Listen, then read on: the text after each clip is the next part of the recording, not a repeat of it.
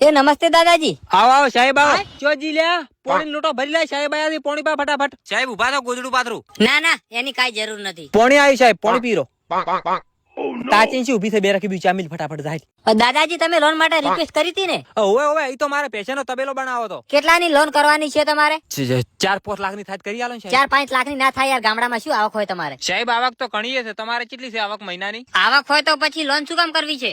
અલ્યા કીધું તો ખરી તબેલો કરવો છે. પણ મન લાગતું નહીં તમે હપ્તા ભરો. અલ્યા હોજ હવાર તારું પેટ ભરે એટલું ઓછું છે હપ્તા ભરો અમે? તું જે 2 ટાઈમ ખાય છે ને મારા ગામડામાંથી જ આવે છે. લોન નહીં થાય, તમારે આવક નથી. અલ્યા આવક ની વાત ના કર. તારે જેટલો પગાર નહીં ને એટલું તો હું મસાલા ખાઈને તુજી આલું છું. ચા ના આલતી હોન બહાર નીકળ તું.